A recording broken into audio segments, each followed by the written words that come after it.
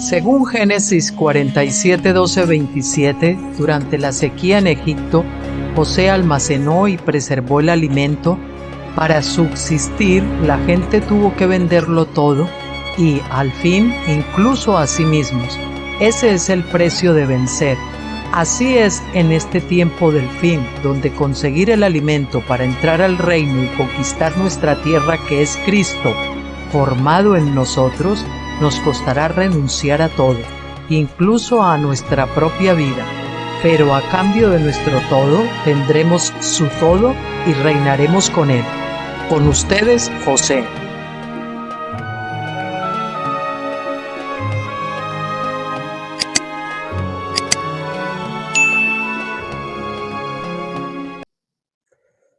Muy buenas tardes a todos, ¿cómo están? Bienvenidos. Vamos a terminar la semana. Hoy es viernes, día 13 de junio del 2025 y en Baracaldo, Bilbao, España. Ahora son las 18, o sea, las 6:09 de la tarde. Teníamos preparado para anunciarlo, como siempre anunciamos, el vídeo que veremos el lunes, Dios mediante, que probablemente no vaya a ser de mi libro Reflexiones acampados en Gilgal 3, porque tengo preparado, o medio preparado, un especial a raíz de un vídeo maravilloso de Wasman Nee que me envió un amigo cristiano, ¿no? El vídeo no tiene desperdicio, se titula Un ego no crucificado y nos habla de la necesidad de morir a nosotros mismos, de morir a la carne, de morir al ego, que saben que es un tema absolutamente predominante en nuestro ministerio, en nuestro canal. Si lo tengo preparado, pues lo veremos para el lunes y si no, pues continuaremos con el de reflexiones y luego pues lo dejaríamos para el miércoles probablemente. Bien, está basado fundamentalmente en Juan 10:9, se basaría que veríamos el lunes, si es que está terminado, que dice: yo soy la puerta, el que por mí entrare será salvo, y entrará y saldrá y hallará pastos. O sea, no solamente consiste el por mí entrare, yo entiendo que ahí se refiere a la justificación, a la salvación del espíritu, que es puramente por fe, pero luego ahí dice entrare, después tenemos entrará y después saldrá y hallará pastos. Y vamos a ver que sí, que es cierto lo de la senda de la cruz, que es cierto lo del desierto, de la noche oscura del alma, lo de todas esas cosas, el sufrimiento, la tribulación, el bautismo de fuego, pero que entrar en el camino estrecho no significa, como muchos se creen, que que tiene que quedar atorado en ese camino estrecho. Un camino es para andarlo y salir del otro lado al lugar espacioso, ¿verdad? A la vida abundante, que es lo que se trata, ¿no? Y vamos a tocar ese tema que me parece que es muy interesante para algunos que realmente se han atorado en ese túnel y no acaban de salir. Y luego encima piensan que son ascéticos y que es que el Señor pues los está tratando así porque son súper espirituales y porque tiene súper ministerios para ellos, o qué sé yo, cuántas cosas que nos podemos imaginar ahí, ¿no? Pero no, el Señor no quiere. Una vez que el holocausto, una vez que está consumido, ya no tiene que estar en el fuego, ya se ha consumido, ya puede sacar del fuego, ¿verdad? Entonces, eso vamos a hablar, para quitar esa confusión de aquellos que están atorados en la última fase de Pentecostés y no van ni para adelante ni para atrás y están dando vueltas ahí, dando vueltas para ir a ninguna parte. Bueno, dicho esto, pues vamos a lo que teníamos.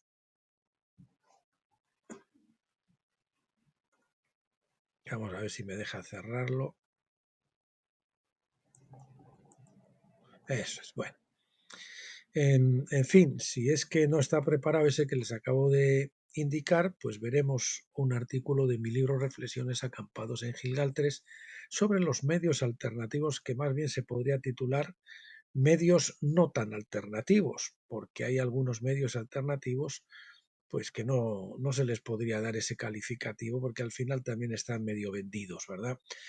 Esto se escribió en febrero del 2020 y veremos ese artículo entonces, si es que no vemos el otro. Y para hoy Y para hoy lo que tenemos es la leche de la palabra de Dios, la parte 3 de la primera parte, valga la redundancia, que se titula Camino de santidad, fe, obediencia, ¿de acuerdo? Vamos a ver esas 3 fases que son las fases de maduración y de crecimiento por las que tenemos que pasar. Bueno, pues comencemos entonces con esto, camino de santidad, fe, obediencia y acuerdo. Las 3 principales fiestas del Señor nos enseñan el camino hacia una fe cada vez mayor.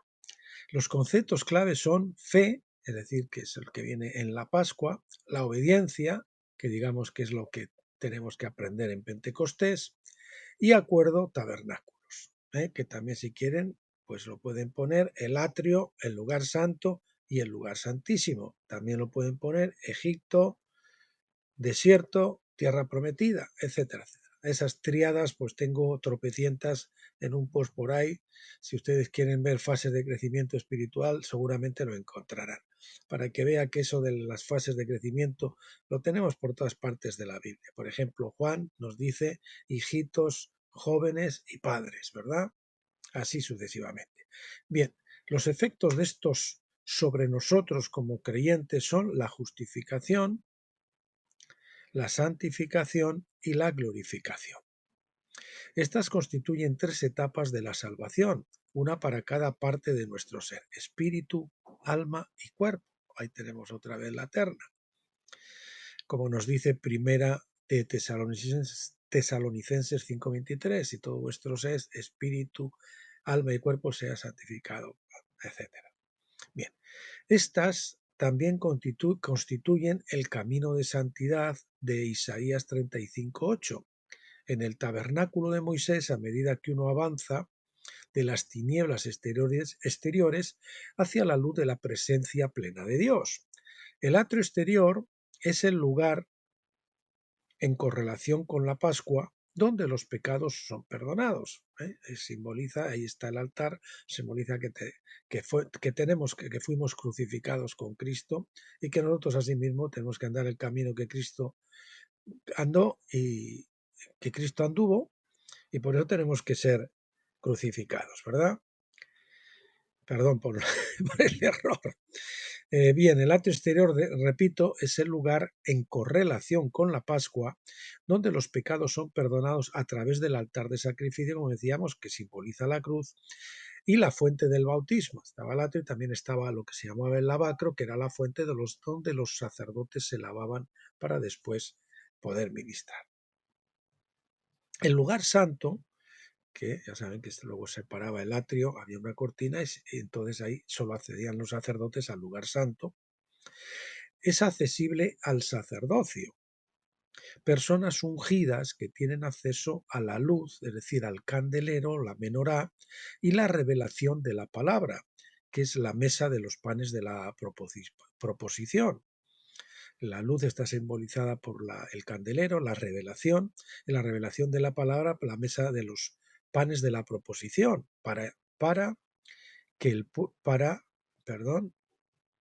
perdón, me he saltado de línea, y repito, y la revelación de la palabra, es decir, la mesa de los panes de la proposición, para que puedan enseñar a los que están en el atrio y actuar como intercesores entre Dios y el pueblo. La verdad que sí, pues digamos que cuando recibimos el bautismo del Espíritu Santo accedemos al sacerdocio, pero hay algunos que reciben el bautismo del Espíritu Santo bien pronto y apenas han aprendido nada de la palabra de Dios. Lógicamente esos, por mucho bautismo del Espíritu Santo que tengan, no están muy preparados, digamos, para poder enseñar a otros. Así que pues tienen que crecer un poquito también, ¿verdad? El lugar santísimo, decíamos, esos, lógicamente, los del lugar santo enseñan a los del atrio, que todavía no han recibido el bautismo del Espíritu Santo. Y también actúan como intercesores entre Dios y el pueblo.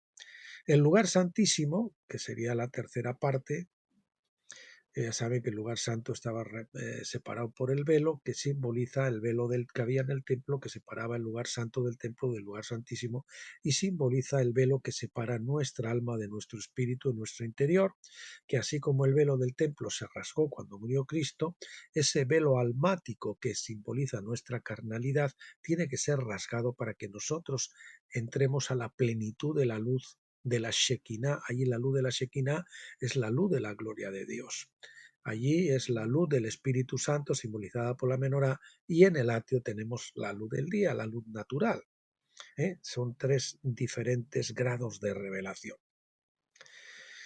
Bien, repito, el lugar santísimo donde reside la presencia plena de Dios está reservado únicamente para el sumo sacerdote. Jesucristo es ese sumo sacerdote, pero en otro sentido, él también es la cabeza de un cuerpo de personas.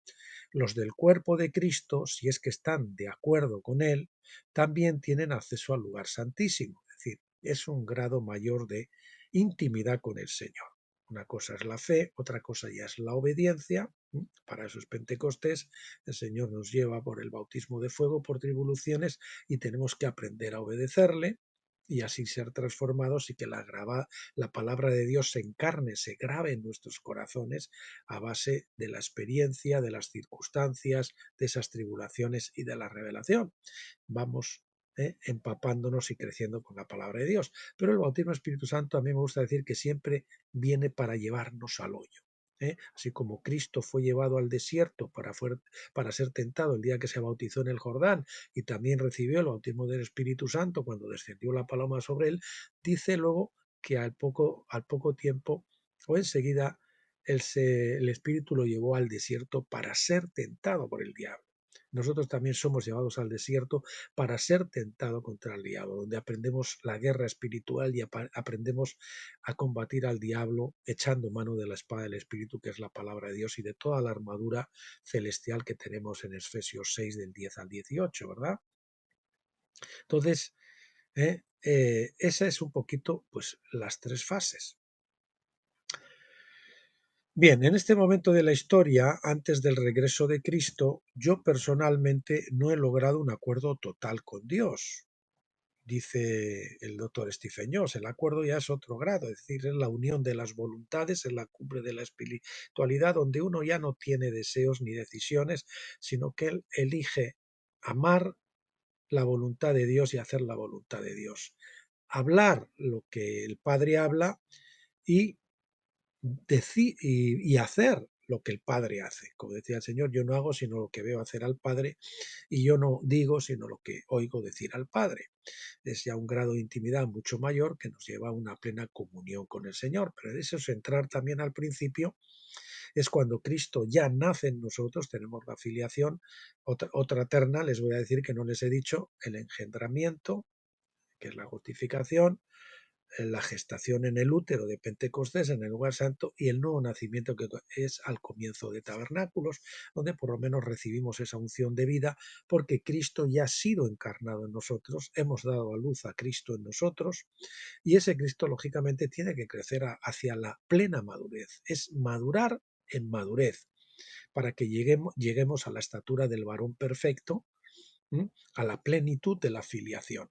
Entonces, ahí es cuando hay pleno acuerdo con Él, ahí es cuando estamos en la plena luz del mediodía, y ahí es cuando tenemos esa intimidad en el lugar santísimo, que es una comunión perfecta con el Señor y una revelación plena de la palabra de Dios, con una luz que ya no hay sombras, ya no vemos a través de un espejo oscuramente como lo hacíamos en Pentecostés, en el lugar santo, en el desierto, en el alma. Bien, repito, de vez en cuando todavía cuestiono su cordura, dice el doctor Stephen Jones. Pues eso, a veces ¿estará el señor bien de la cabeza?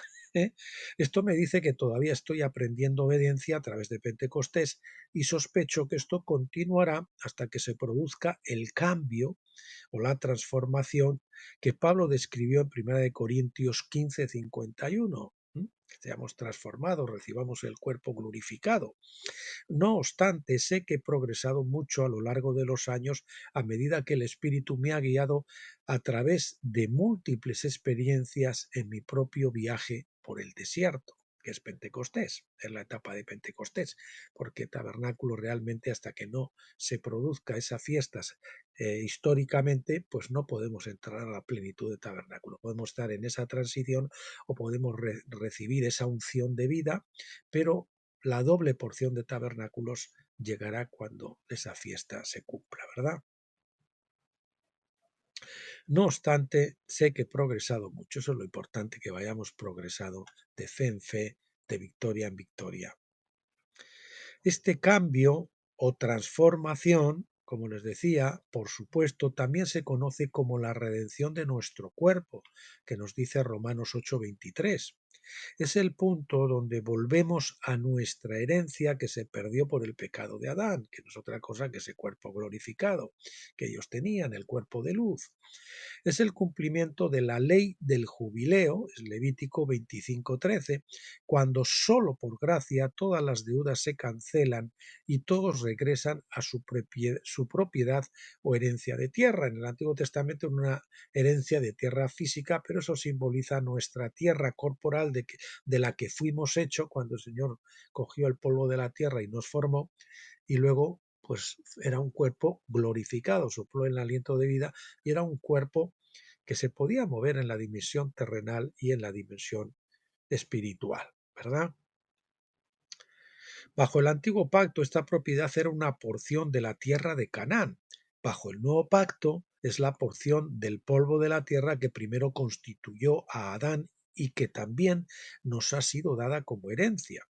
Este cuerpo glorificado es comparable al cuerpo de Cristo después de su resurrección, cuando yo no estaba limitado por la carne. Por ejemplo, el Señor después de la resurrección se aparecía de repente, o estaban ellos en el aposento antes, en el aposento alto reunidos y allí llenos de miedo porque había pasado por el tema de la pasión, la crucifixión y todo eso, y de repente entra en esa habitación a través de las paredes el Señor, a un cuerpo que puede ministrar en la tercera dimensión del espíritu y también o en la cuarta dimensión del espíritu.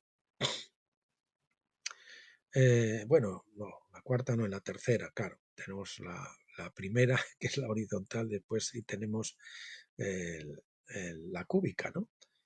La segunda dimensión, y después está la tercera, que es la que simboliza, pues eso, el tercer estadio del espíritu. Bueno, pues ese es el cuerpo que tenía el Señor y ese es el que tendremos nosotros, que era un cuerpo que de repente se materializaba y de carne y huesos. Ahí no se menciona la sangre, de carne y huesos. Y es glorificado, también podía comer cuando estaba con los y se le podía tocar, pero luego de repente se convertía en un espíritu y desaparecía. Así vamos a ser los vencedores durante la etapa del reino milenial. Podía moverse entre el cielo y la tierra, en esa dimensión celestial y en la dimensión terrenal, a voluntad, ya sea para ministrar al Padre o a sus discípulos en la tierra. Este es el privilegio de glorificación y autoridad que viene al estar en pleno acuerdo con Dios a través de la fiesta de tabernáculos. Eso está simbolizado por las vestiduras sacerdotales. Cuando se habla en el templo de Ezequiel, los sacerdotes tenían unas prendas, ¿no? Cuando ministraban, se ponían prendas de lana y de lino.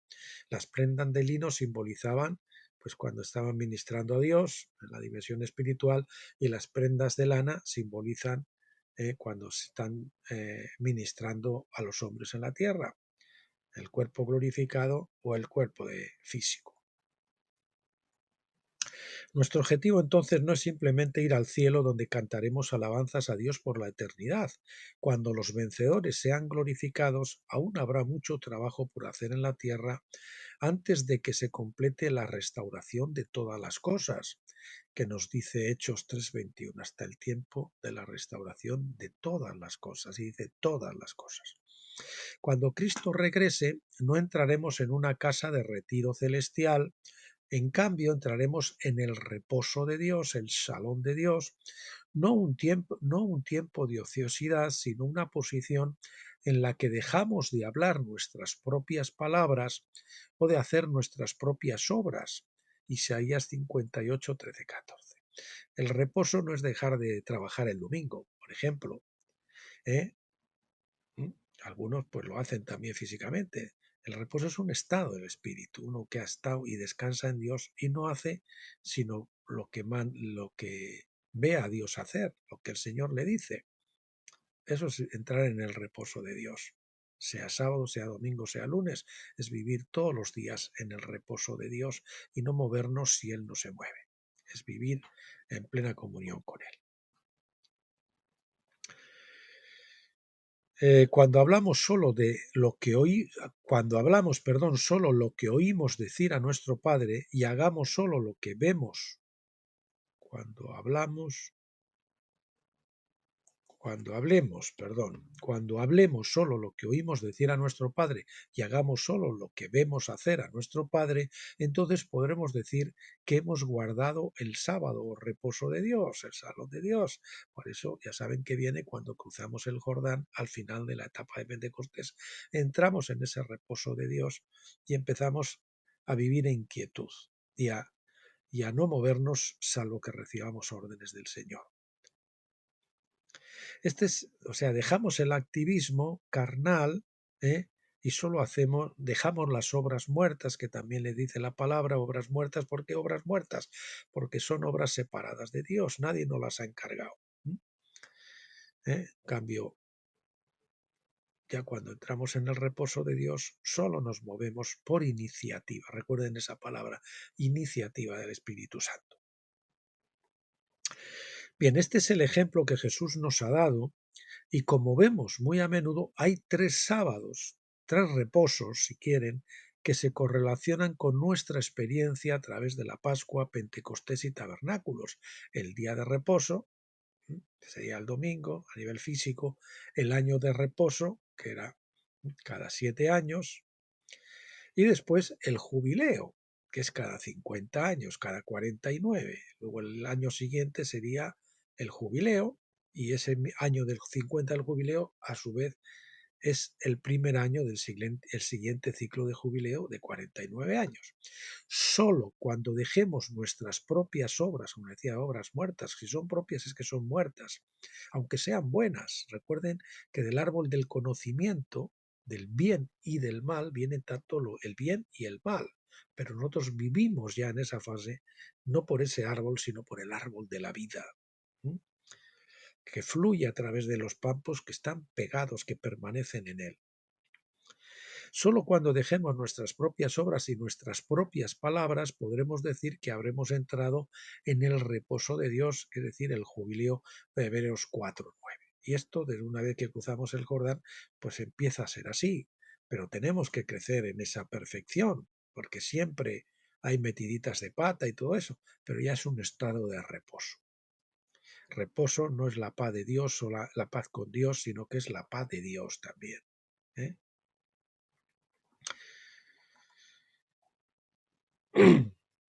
Entrar en el reposo de Dios nos equipa para hacer las obras de Dios y hablar sus palabras, de modo que podamos traer el cielo a la tierra en cumplimiento de la oración de Cristo, así en la tierra como en el cielo, como nos dice Mateo 6:10. Por lo tanto, cuando lleguemos plenamente a la imagen de Dios en la redención de nuestro cuerpo, se iniciará la obra más grande jamás vista. Su reino debe crecer hasta llenar toda la tierra. Eso va a ocurrir durante el milenio, Daniel 2:35, y hasta que toda la tierra sea fructífera, Isaías 27:6. Esta es la responsabilidad de los hijos vencedores de Dios y su propósito en la tierra, como nos dice Génesis 1:28, ¿verdad? Eso es. Empezará el último gran avivamiento del que me han oído hablar tantas veces cuando venga esa doble porción de tabernáculos y los vencedores reciban su cuerpo glorificado, aunque va a comenzar un avivamiento antes de eso, ¿no? Es el que estamos esperando y realmente vamos a ir viendo como a partir de entonces ese es un avivamiento ya, porque Tabernáculos es una fiesta sin levadura, la levadura ya ha sido contrarrestada por un bautismo de fuego a plenitud, a cabalidad, y por lo tanto es un avivamiento que, a diferencia de los que ha habido históricamente, que empezaron pero por la acción de la levadura que simboliza el pecado, al final se apagan, este último gran avivamiento va a comenzar en estos tiempos que estamos esperando, y no se va a acabar hasta que todas las naciones estén bajo el poder de Cristo y sus vencedores, gobernadas por Cristo y sus vencedores. Imagínese qué maravilla será vivir en el milenio, y sobre todo si uno ha sido vencedor y tiene su cuerpo glorificado. Si somos capaces de captar la visión de nuestra tierra prometida del nuevo pacto, aunque todavía la veamos de lejos, seremos animados durante nuestro viaje por el desierto. Los oasis a lo largo del camino donde se pone a prueba nuestra fe para monitorear nuestro crecimiento espiritual serán menos agotadores, menos intimidantes y menos desalentadores, porque veremos tales pruebas en el contexto de un panorama más amplio. Esa es la etapa de Pentecostés, que la más larga. La justificación por la fe es instantánea y no es por obras. En cambio, la obediencia ya requiere obras. En el lugar santo de Pentecostés, en el desierto, tenemos que obedecer. Y luego hay, pues, a pesar de que es la más larga, pues luego también viene la recepción cuando heredamos el cuerpo glorificado, los vencedores, no todos, pues eso también es instantáneo, ¿no? La etapa larga y la etapa más dura y difícil es la intermedia de Pentecostés, que es en el túnel en el que muchos se atascan y luego no pasan por temor a vencer esos últimos ídolos y por cosas que veremos probablemente en ese especial que haremos el lunes, que les contaremos. Bien, vamos a pasar a la segunda parte, la parte 4, que se titula Pentecostés y la obediencia. La mayor parte de nuestro crecimiento espiritual de fe en fe, de fe en fe, en fe, ocurre durante el cumplimiento de Pentecostés. Nuestra experiencia de justificación en la Pascua es una iluminación momentánea, muy parecida al día en que Israel salió de Egipto. Nuestra experiencia de glorificación en tabernáculos también será corta, en un abrir y cerrar de ojos, como dice 1 Corintios 15:52, un pestañeo, ¿verdad? Así como Israel solo necesitó un día para entrar a la tierra prometida. Cruzaron el río y ya estaban dentro. Todo lo intermedio, sus lecciones, revelaciones y experiencia al seguir la columna de nube durante el día y la columna de fuego durante la noche, es decir, ser guiados por el Espíritu, es nuestro crecimiento espiritual diario. Ese es donde vamos a crecer y donde vamos a madurar fundamentalmente en esa etapa más larga de Pentecostés. Y en esa etapa larga, pues hay días donde las cosas las tenemos muy claras y pues es de día, ¿no? Pero hay veces cuando es la noche, sobre todo la noche oscura del alma que viene al final de Pentecostés, que es muy tenebrosa y es la que nos lleva a morir a nosotros mismos, ¿eh? A los que se someten plenamente a ese bautismo de fuego, a ser sepultados en el Jordán y a salir del otro lado de la resurrección en Gilgal, donde entramos en el reposo de Dios. Y ahí es donde es circuncidado nuestro corazón. Tal es la importancia de Pentecostés. Por definición, todos los creyentes han experimentado la Pascua, si no, no serían creyentes, ¿verdad? Serían mundanos. Sin la cual aún permanecerían, he puesto una nota, dice, más bien no hubieran comenzado su éxodo en Egipto. Sin la cual permanecerían en Egipto, estarían en el mundo y todavía permanecerían en Egipto o no habrían iniciado, porque una cosa es eso, pero luego iniciamos nuestra salida de Egipto.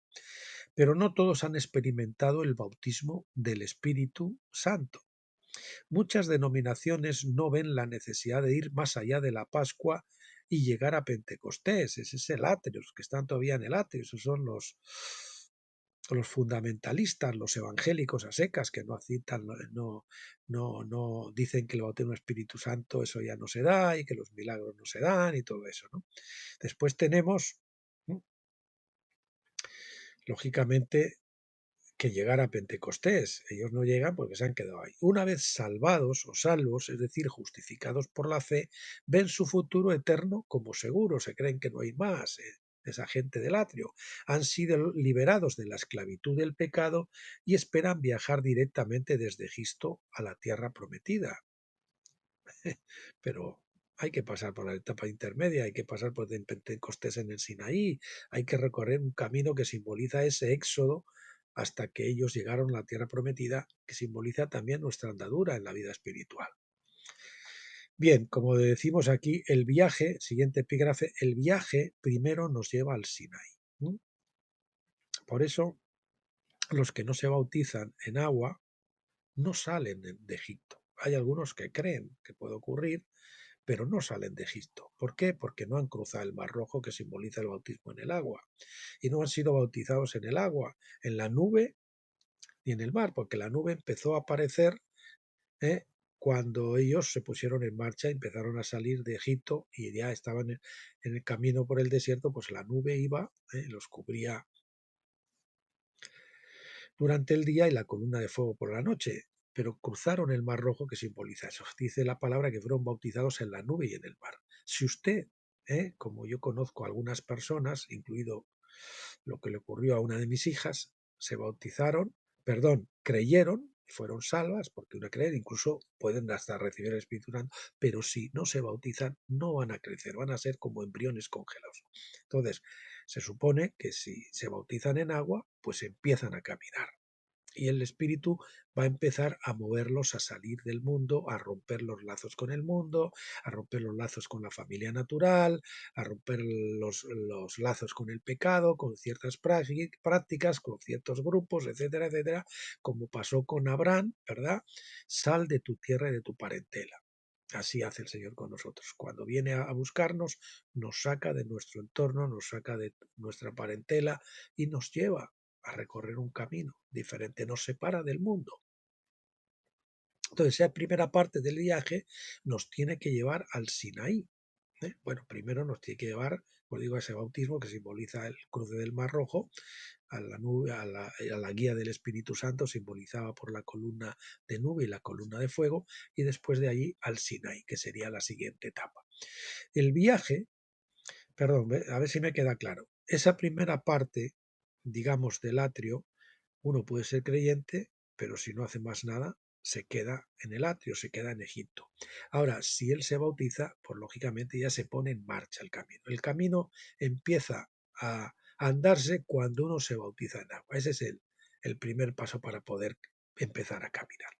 Siguiente, pues una vez que crucemos el Mar Rojo, vamos a ir la siguiente escala al Sinaí, donde es Pentecostés, donde se recibe la ley, etcétera. El viaje primero nos lleva al Sinaí. El viaje, según el modelo de la Iglesia en el desierto, invariablemente debe conducirnos primero al Sinaí para el bautismo del Espíritu y la revelación de la naturaleza de Dios en la ley. La ley nos instruye en la naturaleza de Dios. Así es como conocemos la naturaleza de Dios. Si no tenemos la palabra y no tenemos la revelación del espíritu de esa palabra, pues lógicamente no vamos a poder conocer cómo es Dios. No vamos a poder empezar a pensar poco a poco como Dios piensa, sino que seguiremos con nuestros patrones de pensamiento mundanos, carnales, almáticos. La Pascua en sí misma, la Pascua en sí misma, aunque absolutamente necesaria, es insuficiente para que recibamos la herencia del cuerpo glorificado. Dios requiere crecimiento espiritual después de la justificación o la salvación. Dios requiere que aprendamos obediencia para que no entremos a la tierra prometida como creyentes sin ley, anárquicos. Esto es la segunda etapa, aprender la obediencia. Vemos esto más claramente en la amonestación de Jesús en Mateo 7, 21 al 23, que dice así: No todo el que me dice Señor, Señor, entrará en el reino de los cielos, sino el que hace la voluntad de mi Padre que está en los cielos. Muchos me dirán en aquel día: Señor, Señor, no profetizamos en tu nombre y en tu nombre echamos fuera demonios y en tu nombre hicimos muchos milagros. Y entonces les declararé: Nunca os conocí, apartaos de mí, hacedores de maldad. Es decir, anomia, iniquidad, anarquía. Eso es lo que quiere decir maldad. Hacedores de iniquidad, hacedores de maldad, gentes anárquica, en una palabra. Esto parece estar dirigido, han recibido el bautismo, incluso el bautismo Espíritu Santo, han recibido el bautismo en agua, salieron de Egipto y tal, pero son gente que hacen lo que quieren, los que les dicta su ombligo, en lugar de someterse a la palabra de Dios y a la guía del Espíritu Santo. Hagan milagros porque el Señor les ha dado dones, puede incluso que puedan hacer milagros y todas esas cosas, los diferentes dones del Espíritu, pero si son desobedientes, pues el Señor los va a rechazar, no van a ser vencedores. En este caso, se quedarían en otra etapa y tendrían que madurar más tarde. Esto parece estar dirigido principalmente a aquellos que han recibido el bautismo del Espíritu durante Pentecostés, pero se aplica igualmente a aquellos que permanecen en el ámbito de la Pascua, porque en la Pascua también alguno puede haber recibido algún tipo de don, ¿eh? O algún tipo de crecimiento, pero si no reciben eso, si no han aprendido la obediencia, repito, esto parece estar dirigido principalmente a aquellos que han recibido el bautismo del Espíritu, porque hacen milagros y sanidades y todo eso, ¿no? Que eso normalmente pues es lo que viene al recibir el bautismo del Espíritu Santo, esos dones. Pero se aplica igualmente a aquellos que permanecen todavía en el ámbito de la Pascua, es decir, en el atrio. Poder decir Señor, Señor es una señal del Espíritu Santo, como nos dice Pablo en 1 Corintios 12:13. Nadie puede decir Jesús es Señor sino por el Espíritu Santo. Por eso en el gran trono blanco, en el juicio al final del milenio, de los 1000 años, que van a comenzar ahora en breve, pues todo el mundo dice que toda rodilla se doblará y confesará que Jesucristo es el Señor para gloria de Dios Padre. Si confiesan, como dice aquí, al Señor, pues lógicamente en ese momento son todos salvos, reciben la vida de Dios, pero luego tienen que madurar, tienen que crecer, tienen que someterse al bautismo de fuego. Y en ese caso va a ser el lago de fuego. Pero la vida la recibirán todas. Y al final, en el gran jubileo de la creación, pues todos sí estarán también ya maduros y perfectos. Bueno, como decíamos, poder decir Señor, Señor es una señal del Espíritu Santo, como nos dice Pablo en 1 Corintios 12:3. Nadie puede decir Jesús es Señor, Señor, sino por el Espíritu Santo. Por lo tanto, aquellos que Jesús dice que nunca conoció o reconoció en el tribunal divino, en el versículo anterior, parecen haber sido justificados e incluso llenos del Espíritu. Han producido evidencia de ser guiados o llenos del Espíritu por la obra de milagros y quizás otros dones espirituales. Sin embargo, tales milagros, aunque importantes, no son lo que Dios realmente busca, ni en un creyente de la Pascua, ni en un creyente pentecostal, que ya recibió el bautismo del Espíritu Santo. Su criterio en ese día será si una persona ha absorbido o no la naturaleza de Dios, que es Cristo, a través de la revelación de la ley. Por eso Pentecostés, el Espíritu Santo, a través del bautismo, lo que hace es revelarnos la ley y hacer que la palabra de Dios, que está en un libro físico, pase a estar dentro de nuestros corazones, encarnada en nuestros corazones, ¿verdad? Entonces, luego Cristo viene a ser nuestro libro viviente. El maná estaba primero, se recogía en las tiendas cuando caía en el desierto, pero después el maná pasó a estar dentro del lugar santísimo en una urna, ¿verdad? Cerca, dentro del arca, ¿no? Eso simboliza que la palabra de Dios que antes estaba fuera, ahora ha pasado a estar dentro, ¿eh? Ha pasado desde el lugar santo al lugar santísimo, del atrio y del lugar santo al lugar santísimo. Ya está encarnada en nuestros corazones. Tenemos el rema viviente, Cristo, formado en nosotros la esperanza de gloria. Bien, no se trata de la fe sin obras que nos justifica mediante la Pascua, y es una fe que nos es dada por Dios y nos justifica gratuitamente. Es don de Dios, no por obras para que nadie se gloríe. Se trata de hacer, como dice Efesios 2, se trata de hacer la voluntad de nuestro Padre Celestial, que es la fe obediencia. Por eso en Pentecostés hay que seguir el Espíritu Santo al desierto y por donde quiera que nos lleve, por mucho que nos pueda parecer doloroso, etcétera, hay que perseverar hasta que el Espíritu consiga matar la carne en nosotros, amigos. Jesús implica así que no todos los pentecostales son pentecostales. No todos los pentecostales son pentecostales. porque no obedecen, no se someten al bautismo de fuego. Y como no se someten al bautismo, se someten al bautismo de fuego, no son transformados. Su naturaleza almática no es, no es refrenada, no es abolida, porque en realidad tiene que ser anulada en la cruz, en la muerte al yo. Jesús implica así que no todos los pentecostales son pentecostales, así como no todos los que descienden de Israel son israelitas o son Israel, Romanos 9:6. De hecho, dice el doctor Jones, he observado que a la mayoría de los creyentes, tanto los del tipo de la Pascua como los pentecostales, se les ha enseñado a despreciar la ley de Dios como si no fuera espiritual. Dicen que Dios dejó a un lado su ley, como si de alguna manera pudiera negar su propia naturaleza y eliminarla como estándar justo para su creación. Algunos, cuando dicen que no estamos bajo la ley, pues no estamos bajo la ley porque nuestros pecados son perdonados. Es como el convicto que ya ha pagado su pena, pues la ley, y él ya no está bajo la ley. La ley lo ha declarado libre. Entonces ya no está bajo la ley. Pero la ley no ha sido quitada, ¿verdad? Cuando un preso sale fuera, la ley sigue existiendo. Y si vuelve a hacerla, pues la ley otra vez caerá bajo la ley. Pues así es. Y el Nuevo Testamento lo dice claramente, ni una jota ni una tilde, como dice Pablo. ¿Por esto abolimos la ley? Al contrario, confirmamos la ley. La ley es la naturaleza de Dios y por lo tanto la ley sigue.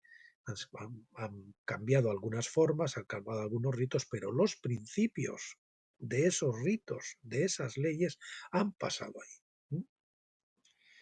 Esos pasan del Antiguo también al Nuevo Testamento. Bien, lo que ha cambiado son los pactos. Ha cambiado el antiguo pacto por el nuevo pacto. El antiguo pacto es que nosotros nos comprometíamos a obedecer a Dios, y por eso todos fallaron, como hicieron los israelitas. No, lo que Dios diga, dinos lo que Dios diga y nosotros obedeceremos. Pero nadie pudo cumplir, todos pecaron, dice Romanos también. En cambio, es una promesa que los hombres pues no podían cumplir, nadie puede cumplir. En cambio, el nuevo pacto es que Dios se compromete a hacerlo por lo que nosotros no podemos hacer, a escribir la ley en nuestros corazones, a hacernos iguales que a Cristo. Y Él no puede fallar, porque es Dios, y se ha comprometido a hacerlo, y a hacerlo con toda la humanidad. Pablo escribió en Romanos 7:14, porque sabemos que la ley es espiritual, quizás su audiencia lo sabía, pero hoy muchos creen lo contrario. Nuestro problema no es la ley, sino nuestra propia carne, que es incapaz de alcanzar el estándar de medida de la ley. Nosotros con nuestra carne no podemos cumplir la ley. David afirmó que la ley del Señor es perfecta, Salmo 19:7. ¿Cómo se va a abolir algo perfecto, verdad? Y es más deseable que el oro, dice Salmo 19:10. Esto fue cierto, aunque hubo algunos cambios en la ley cuando el sacerdocio pasó de Aarón a Melquisedec, Cristo. Ya no es un sacerdocio arónico, hereditario, a través de una herencia familiar, sino es un sacerdocio de Melquisedec. En Cristo somos sacerdotes y Cristo es nuestro sumo sacerdote. Un cambio, no un repudio o derogación. Vamos a ver el siguiente epígrafe. Un cambio en la ley, no un repudio o derogación. La ley nunca ha sido derogada. Perdón. Un cambio en la ley no es un repudio de la ley, es una alteración para adaptarse a una nueva situación que vino a través de Cristo. Entonces, cuando Cristo vino como el Cordero de Dios, como nos dice Juan 1:29, el sacrificio pasó de los animales a Cristo mismo, quien fue ofrecido como el verdadero sacrificio por el pecado. Dios ya no habitaría en templos hechos de madera y piedra, porque se estaba construyendo un templo más grande, donde Cristo es la principal piedra angular, la piedra viva, y los profetas y apóstoles son sus cimientos. Efesios 2:20-22, también cimientos vivos, y los creyentes son sus piedras vivas. Segunda de Pedro 2:5. El templo antes era físico, desde Cristo en adelante ahora es un templo espiritual. El Señor nos coge a cada uno de nosotros, nos va tallando, como se tallaban las piedras en el templo de Salomón, que se tallaban no en el propio templo, sino en un lugar lejos, porque en el templo no se podían oír ruidos. Y entonces se tallaban fuera, digamos en el desierto o en una zona y tal, y luego la piedra cuando estaba tallada y terminada se colocaba en su sitio con las otras en el templo. Y hoy el Señor hace eso con nosotros. Cristo, la piedra principal, después los cimientos, los apóstoles y los profetas, ¿eh? Y luego, pues todos los demás, a medida que estamos terminados, el Señor nos puede colocar ahí y entonces empezamos a formar parte de ese cuerpo. En plenitud, ¿no? Porque de alguna forma se podía, hablando por fe, y algún día lo estaremos todos, pero por experiencia uno no tiene esa conciencia de cuerpo hasta que no ha sido incrustado en ese lugar que le corresponde, en el cuerpo vivo de Cristo, ¿verdad? Tampoco abogamos para que la Jerusalén terrenal, la ciudad ahora, sea la madre del reino porque es Agar y sus defensores son sus hijos Ismael, como enseña Pablo en Gálatas 4, 25 al 26. Si la Jerusalén terrenal simboliza Agar, lógicamente los hijos, los que tienen por madre a esa Jerusalén, a esa ciudad vieja, pues son considerados ismaelitas espiritualmente y esos no pueden heredar.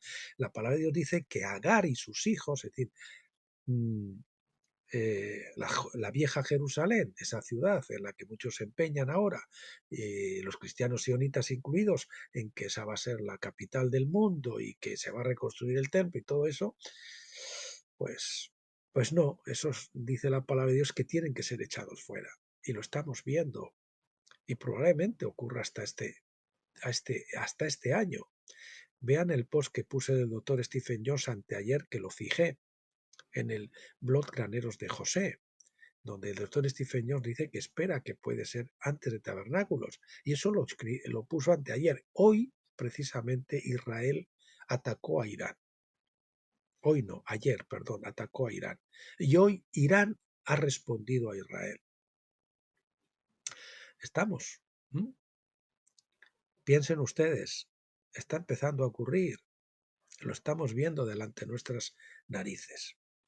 Así que lo que podemos orar es porque el Señor saque de allí a todos los que pueda y para que el Señor abra los ojos. Ahora cuando se destruya, como está profetizado la vieja Jerusalén, lógicamente los ojos de muchos, tanto judíos como musulmanes, como también los cristianos sionistas, que por desgracia están cegados y están apoyando a Agar y a Ismael, pues sean abiertos y entonces empiecen a reconocer que estaban confundidos y que su teología estaba mal. Muchos se van a volver con sus pastores y con sus pentecostales y del atrio que les han estado diciendo que esto era el cumplimiento bíblico y que ahí venía y que los judíos iban a ser y que se van a reconstruir los sacrificios otra vez de animales y todo eso. Lo tienen clarito, clarinete. Bien, dice Gálatas 4, 25 al 26. Ahora bien, esta Agar es el monte Sinaí en Arabia y corresponde a la Jerusalén actual, porque está en esclavitud con sus hijos. Pero la Jerusalén de arriba es libre, ella es nuestra madre, la Jerusalén, la nueva Jerusalén, que no es una ciudad física, es una ciudad espiritual, está formada por aquellos que ya han sido vencedores y a los que el Señor está llamando a ser vencedores. Esa es la nueva Jerusalén. Y eso es lo que tenemos que aspirar. Bien, también por esta razón, nuestro padre Abraham buscaba una ciudad celestial, Hebreos 11:10, y una patria mejor, es decir, celestial, Hebreos 11:16. Aquellos que no han podido asumir estas modificaciones, ya sean judíos o cristianos, están depositando sus esperanzas en la ciudad equivocada y en el país equivocado. Y como vean, cuando llegue la destrucción de Jerusalén, que está profetizada en Ezequiel y en Jeremías y demás, como muchas veces hemos anunciado aquí, pues se van a dar cuenta de que estaban más ciegos que unos topos. ¿Y qué podemos decir sobre el cambio en la manera en que ahora se deben guardar los días festivos? ¿Necesitamos matar corderos en la Pascua como ordenó Moisés en Éxodo 12:6? Necesitamos ofrecer las primicias de la cosecha del trigo en Pentecostés, o la fiesta de las semanas, que también se dice, como ordenó Moisés en Éxodo 34:22. ¿Construiremos cabañas en la fiesta de tabernáculos, Levítico 23:42, para estudiar la palabra durante una semana? Pues no, no necesitamos eso. Yo celebro la Pascua y una vez para siempre cuando creo. Dios me ha dado la fe y soy justificado por la fe, y ya soy un creyente, ya he celebrado mi Pascua. ¿Cuándo celebro Pentecostés? Cuando recibo el bautismo Espíritu Santo, ya tengo el Pentecostés. ¿Cuándo recibo la fiesta de tabernáculos? Cuando cruzo el Jordán, entro a la tierra prometida, y después pues se ha completado en la perfección de tabernáculos con la recepción del cuerpo glorificado, la doble porción, etcétera, etcétera. Así celebramos la fiesta. ¿Que usted quiere celebrar algún tipo de fiesta? Pues bueno, pues si el día de Pascua, pues usted quiere hacer algo especial, pues hágalo. Yo prefiero celebrar la Pascua, Pentecostés y tabernáculos con alguna comida especial o alguna cosa de ese tipo, que celebrar, por ejemplo, Navidades, que no son fiestas bíblicas, sino al contrario, están celebrando las Saturnales, ¿m? Que vienen del paganismo. No todas estas eran conveniencias carnales diseñadas por Dios, dice el doctor Stephen Jones. No necesitamos eso. No. Todas estas eran conveniencias carnales diseñadas por Dios para señalar cosas mayores en una edad de dinero. Otra vez, esos eran tipos que simbolizaban lo que iba a venir después. Pero los principios morales de la ley, morales de la ley, permanecieron sin cambios, porque yo, el Señor, no cambio. Malaquías 3:6, por ejemplo, por darles un ejemplo. No, dice la ley, no pongas bozal al buey que trilla. ¿Por qué? Porque los animales, pues lógicamente, si les ponen un bozal, cuando están trillando no pueden comer un bocado. Sufren muchísimo porque lo tienen delante y no pueden comer, ¿verdad? Y eso decía, no pongas bozales. Y dice en el Nuevo Testamento Pablo que esa ley, ¿cómo ha pasado en el Nuevo Testamento? Pablo dice que eso simboliza a los bueyes, que son los siervos de Dios, los que el Señor ha llamado al ministerio, que no les puedes poner bozal. ¿m? Como el pastor bebe de la leche de las ovejas, también dice, pues esa es la ley que tenemos ahora, que ellos pueden participar y ellos pues pueden recibir sus ofrendas o lo que sea para su sustento. Son bueyes que están trillando en la era del Señor. A nivel espiritual, pues deben participar ¿eh? de, de eso. A nivel espiritual, a nivel material, ellos ministran lo espiritual, pues lógico que cosechen también algo de lo material. Por lo tanto, si queremos evitar ser creyentes sin ley, es decir, anárquicos, debemos saber cómo cambió la ley cuando la llegada del nuevo pacto dejó al antiguo pacto obsoleto, Hebreos 8:13. Eso es lo que ha cambiado, el pacto. Ciertas formas y ciertas cosas, pero la ley nunca cambia. Una cosa es estar bajo la ley y otra cosa son los pactos. Estar o no bajo la ley y otra cosa es estar en el antiguo nuevo pacto. Hoy, por desgracia, la inmensa mayoría de la Iglesia, aunque estamos en la edad del nuevo pacto, pues están en el atrio y en Pentecostés y realmente siguen viviendo por el antiguo pacto. Están haciendo obras y están haciendo cosas para Dios. Y además cosas que Dios no les ha mandado. En el nuevo pacto lo que hace es lo que Dios hace para nosotros. Nosotros simplemente recibimos gracia sobre gracia. Bien, siguiente epígrafe. El antiguo pacto repudiado. Ese es el que se ha repudiado. Si bien se cambiaron algunas leyes, fue el antiguo pacto el que se dejó de lado en favor de un pacto mejor. Lo dice la carta a los Hebreos. Un pacto es una promesa. Quien hace una promesa es responsable de cumplirla. El antiguo pacto es la promesa del hombre a Dios. Lo que Dios ha dicho, haremos. Se comprometieron. Éxodo 19:8. Es la promesa del hombre a Dios, ese es el antiguo pacto. El nuevo pacto es la promesa de Dios al hombre, Jeremías 31:3. Cada uno define una manera diferente en la que se debe cumplir la ley. El antiguo pacto fracasa debido a su dependencia de que hombres pecadores, insuficientes, cumplan con su palabra. no tienen lo que hay que tener. El nuevo pacto tiene éxito porque Dios sí es capaz de cumplir sus promesas. De hecho, no puede dejar de cumplirlas, si no pecaría, y Dios no puede pecar. Ambos pactos conservan la ley misma. Ambos pactos conservan la ley misma. El primero exigía que los hombres obedecieran una ley externa para poder recibir la vida, es decir, la inmortalidad. Nadie lo conseguía. Requería que los hombres mortales y corruptibles fueran obedientes sin darles el cambio de corazón que necesitaban para poder tener éxito. El Señor lo permitió para mostrar que el hombre por sí mismo no puede cambiar su naturaleza, no puede cambiar su corazón. Eso es algo que solo puede hacer Dios.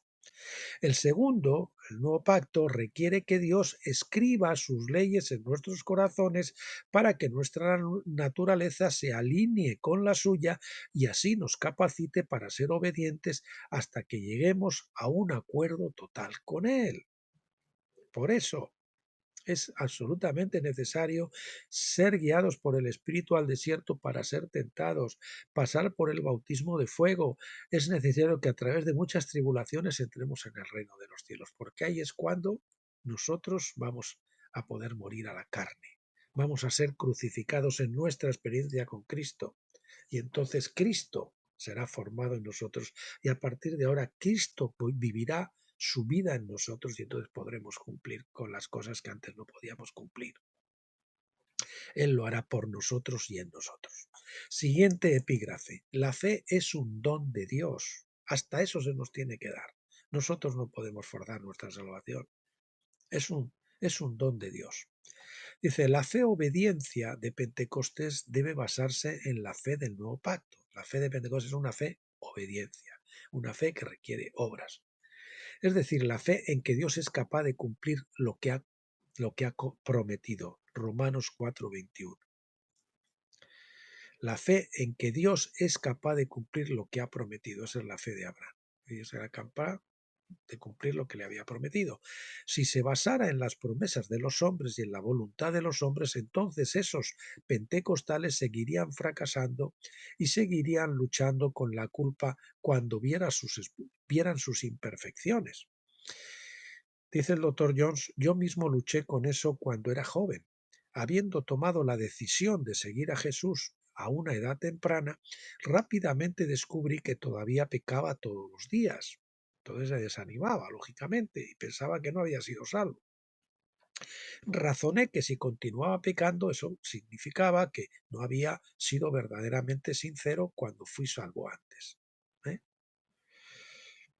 Así que tuve que ser salvo una y otra vez durante varios años hasta que Dios me reveló que no tenía que ser perfecto para ser salvos. Esta fue solo una revelación parcial, pero cambió mi vida y fue suficiente hasta que tuve edad bastante para recibir una revelación más profunda. Más tarde, pues él entendió que Dios llama a las cosas que no son como si fuera. Él, basado en que se ha engendrado en nosotros por la fe, sabe que Él va a cumplir su palabra y que vamos a llegar a serlo. Y nos ve como si ya lo fuéramos. No mira nuestras imperfecciones y que ya nos ve perfectos en Cristo. Nos ve como terminados, acabados al final del camino, al final del recorrido de esas etapas. Y por eso no nos debemos desanimar. Nos pecamos, pues nos arrepentimos, confesamos, la sangre de Cristo nos limpia y entonces las ruedas del coche giran y avanzan. Ese es el proceso. El que peca es el viejo hombre. El nuevo hombre que ha sido engendrado no puede pecar. Más tarde supe que mi decisión de seguir a Cristo no inició mi salvación. Y así es, nadie puede venir al Padre, a Cristo si el Padre no le trae. Decía Jesús, nadie puede venir a mí si el Padre no lo arrastra, no lo atrae. Arrastrar es como empujando con fuerza, ¿no? Así nos arrastra Él cuando Él ha decidido. A mí me pasó también. Yo fui salvo y no sabía que había sido. Luego, años más tarde, me di cuenta que en una reunión que había estado y que había asistido fue donde el Señor me tocó.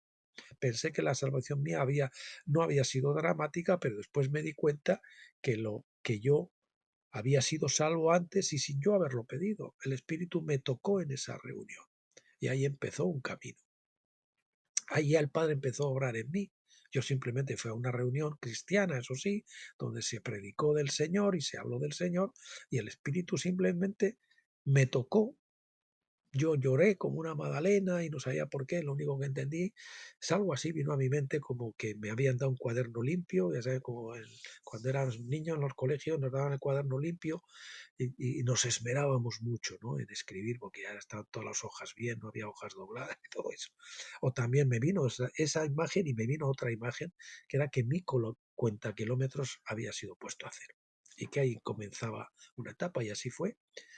Y luego ya me vino más tarde, 4 meses más tarde, fue el bautismo del Espíritu Santo. Yo pensé que había sido salvo simplemente cuando leí. Luego más tarde hice la oración del pecador, pero la oración del pecador no me salvó, me había salvado el Señor 4 meses antes.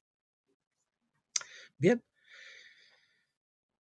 repito, dice el doctor John, más tarde supe que mi decisión de seguir a Cristo no inició mi salvación. Mi decisión fue instigada por el Espíritu de Dios, quien estaba cumpliendo su promesa en mí y haciendo que me volviera hacia Él. Juan 1, del 12 al 13. Entonces cobró vida para mí. Juan 1, del 12 al 13, entonces cobró vida para mí. ¿Qué dice Juan 1, del 12 al 13? Dice, pero a todos los que le recibieron, a los que creen en su nombre, les dio potestad de ser hechos hijos de Dios. A los que nacieron, ahí la palabra nacieron sería mejor traducida por fueron engendrados, no de sangre, es decir, de linaje, de un linaje determinado, uno tiene que ser judío, o de otra raza, sino no importa de qué linaje usted sea, ni de la voluntad de carne, ni de la voluntad de hombre, sino de Dios. Llegué a darme cuenta, sigue el doctor Jones, de que creía en él porque él primero se había revelado a mí y me había atraído por su espíritu. Su decisión precedió a la mía. Su decisión precedió a la mía. Entonces Jesús dijo en Juan 6:44, nadie puede venir a mí si el Padre que me envió no lo arrastra. En nuestra traducción Reina Valera del 60 dice lo atrae, pero la palabra es más fuerte, es lo arrastra, es la palabra el cuo, que quiere decir arrastra, como arrastrar una red de pesca llena de peces que hay que tirar duro, ¿no? Y yo lo resucitaré en el día postrero. ¿Cómo te atrajo a ti el Señor? Pues, por ejemplo, a mí, que yo en ese momento pues no estaba buscando, es más, yo era católico, inclusive iba a misa y esas cosas y vivía pues como los demás del mundo, ¿no?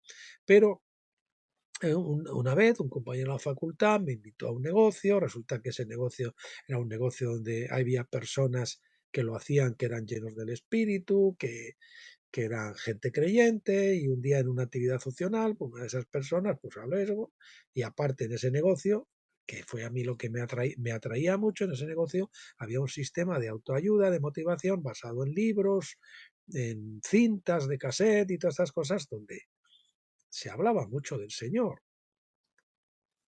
Y entonces, pues el Señor, así me, hasta que en esa conferencia un día, ¡pap!, ahí me engendró. Y yo no se lo había pedido. Bueno, no sé, a lo mejor leyendo algún libro, alguna cinta, yo le había pedido, porque yo siempre he tenido predisposición al Señor, hasta de niño. Me atraían mucho las historias de santos y todas las cosas, pero eso fue por obra soberana y por pura gracia del Señor que me fue llevando a través de las circunstancias de mi vida hasta que Él me engendró. O sea, que no me puedo jactar, como dice Pablo, no es por obras para que nadie se gloríe o se jacte. Entonces, si nuestra salvación no se inicia por la voluntad del hombre, entonces no tenemos razón para jactarnos, Efesios 2:9, no por obras para que nadie se gloríe. Cuando me di cuenta de que Dios mismo había iniciado mi fe como un don, como lo dice Efesios 2:8, es un don de Dios, no es por obras para que nadie se gloríe, para cumplir la promesa del nuevo pacto de Dios, se convirtió en una revelación fundamental en mi propia vida. Nunca más diría fui salvo porque tomé la decisión de seguir a Cristo. En cambio ahora digo, solo por gracia Dios me llamó y me dio el don de la fe. para que pudiera creer que Él es capaz de cumplir lo que ha prometido.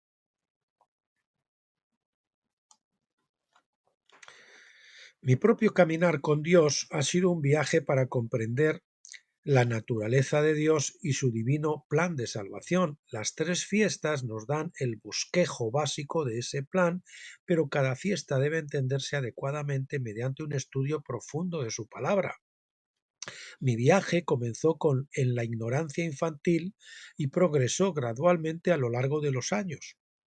Dios no tenía prisa, pero me atrajo continuamente por su gracia a las cosas más profundas de Dios. Así que yo le recomiendo, pídale al Señor que le dé hambre y sed de Él, hambre y sed de su palabra, hambre y sed de Cristo.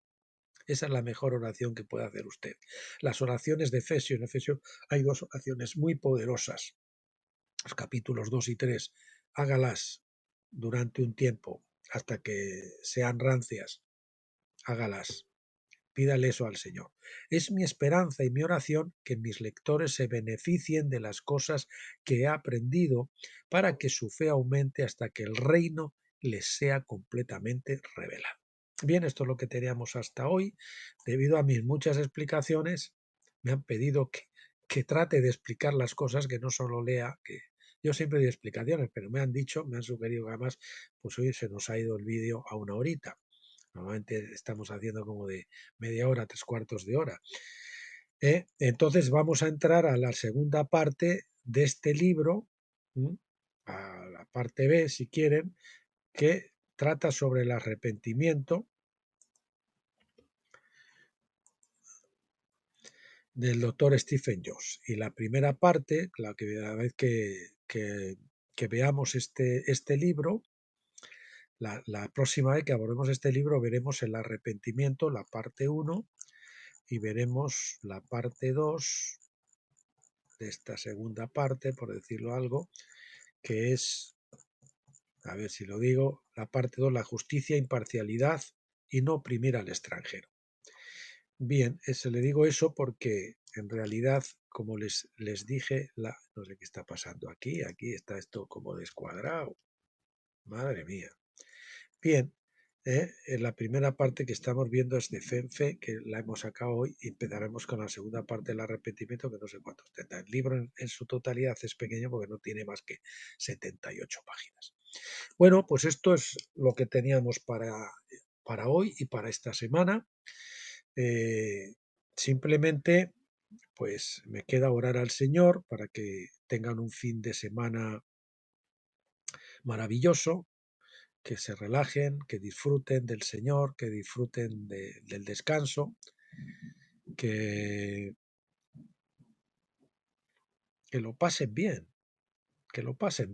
así también pasarlo bien es del Señor. Y bueno, pues de recordarles que el lunes, Dios mediante, haremos ese especial, como les dije antes, y pues solo me queda pedirle al Padre que los bendiga a todos, especialmente a los que me han acompañado hasta el final, y que les ilumine con esta preciosa palabra, con esta preciosa leche espiritual, pero vista ya por personas que tienen esa luz de la Shekinah, que han cruzado del lugar santo de Pentecostés al lugar santísimo de Tabernáculos, que se atrevieron a cruzar el velo, a morir al yo, a morir a la carne. Bueno, pues desplazándoles hasta el lunes, hasta entonces pasen bien.